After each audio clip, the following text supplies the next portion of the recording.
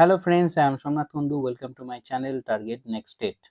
আজকে নিয়ে এসেছি আর একটা ইন্টারেস্টিং ভিডিও এবং আজকের টপিক হচ্ছে চাইল্ড ডেভেলপমেন্ট অ্যান্ড পেডাগোগি। এর ওপর আছে কিছু এমসিকিউ কোশ্চেন যেগুলো টেটের ক্ষেত্রে কিন্তু অবশ্যই উপকারী হবে।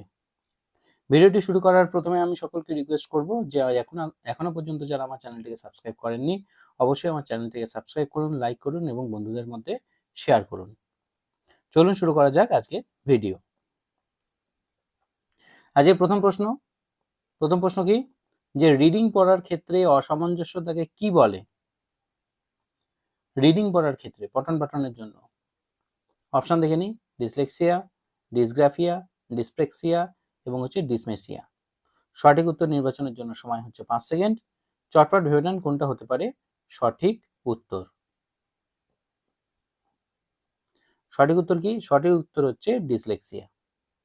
তাহলে পড়াশোনা করা বা পঠন পাঠন রিডিং পড়ার ক্ষেত্রে যে সমস্যা সেটাকে বলা হয় ডিসলেক্সিয়া। পরেরটা 2 নম্বর কোশ্চেন বলছে লিখনের ক্ষেত্রে অসামঞ্জস্যতাকে কি বলে? লিখনের ক্ষেত্রে, লেখার ক্ষেত্রে অপশন দেখে নিই। লেফাসিয়া, ডিসক্যালকুলিয়া, ডিসগ্রাফিয়া এবং হচ্ছে ডিসরাক্সিয়া। সঠিক উত্তর নির্বাচনের জন্য সময় হচ্ছে 5 সেকেন্ড।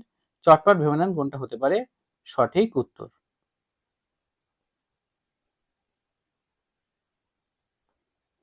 সঠিক উত্তর কি?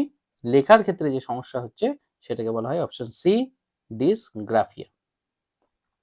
ঠিক আছে, পরের প্রশ্ন।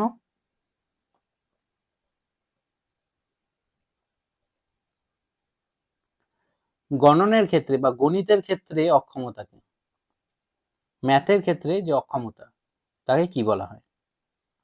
অপশনগুলো দেখে নেবো কি আছে। ডিসরাক্সিয়া, ডিসক্যালকুলিয়া, ডিসমেশিয়া এবং হচ্ছে ডিসম্যাথেটিয়া।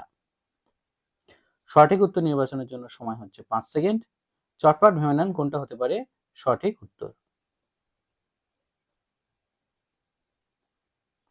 ম্যাথের ক্ষেত্রে যে সমস্যা সেটাকে বলা হচ্ছে ডিসক্যালকুলিয়া। ক্যালকুলেশন করার ক্ষেত্রে যে সমস্যা সেটাকে বলে ডিসক্যালকুলিয়া।